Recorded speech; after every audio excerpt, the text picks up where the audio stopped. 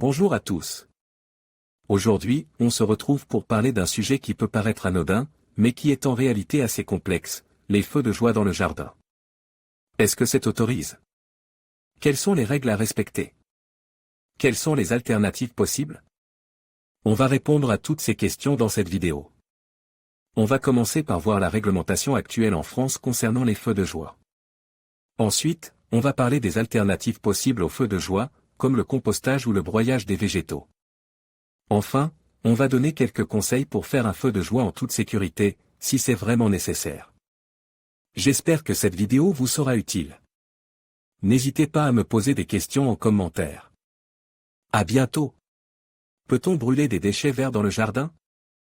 C'est une question qui revient souvent, surtout à l'approche de l'automne et du printemps, lorsque les feuilles mortes et les branches coupées s'accumulent dans nos jardins.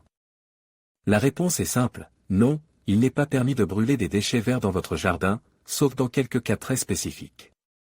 Pourquoi est-ce interdit? Il y a plusieurs raisons pour lesquelles brûler des déchets verts est interdit. Tout d'abord, cela peut être dangereux.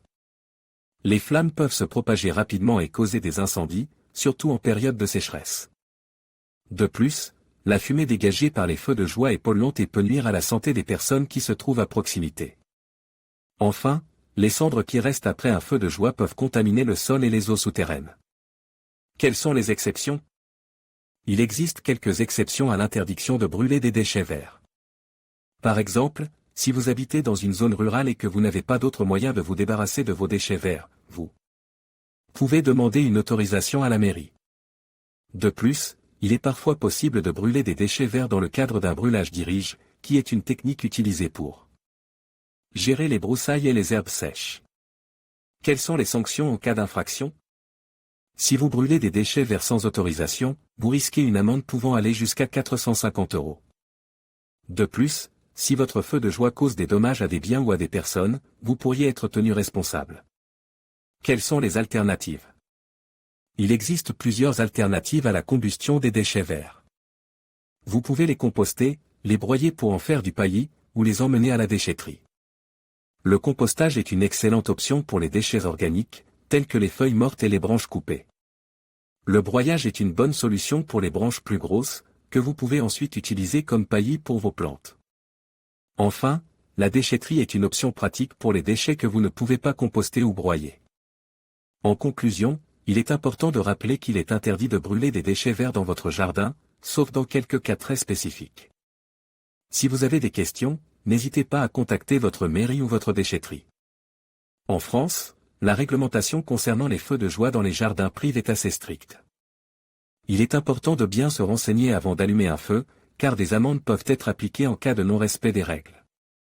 Tout d'abord, il est important de savoir que les feux de joie sont interdits dans les zones urbaines. Si vous habitez dans une ville ou un village, il est donc interdit de faire un feu dans votre jardin, même si vous respectez toutes les autres règles. En dehors des zones urbaines, il est possible de faire un feu de joie dans votre jardin, à condition de respecter certaines règles. Le feu doit être allumé à au moins 50 mètres de toute habitation ou construction. Le feu ne doit pas dégager de fumée gênante pour le voisinage. Le feu doit être surveillé en permanence et éteint complètement avant de quitter les lieux. Il est également important de se renseigner auprès de la mairie de votre commune, car il est possible que des arrêtés municipaux interdisent les feux de joie dans certaines zones ou à certaines périodes de l'année. Si vous ne respectez pas les règles concernant les feux de joie, vous risquez une amende pouvant aller jusqu'à 450 €. De plus, si le feu cause des dommages à des biens ou à des personnes, vous pouvez être tenu responsable. Il est donc important de bien se renseigner et de respecter les règles avant d'allumer un feu de joie dans votre jardin. Faire un feu de joie dans son jardin peut être une activité agréable, mais il est important de respecter les règles pour éviter les amendes et les accidents. N'hésitez pas à vous renseigner auprès de votre mairie pour connaître les règles en vigueur dans votre commune.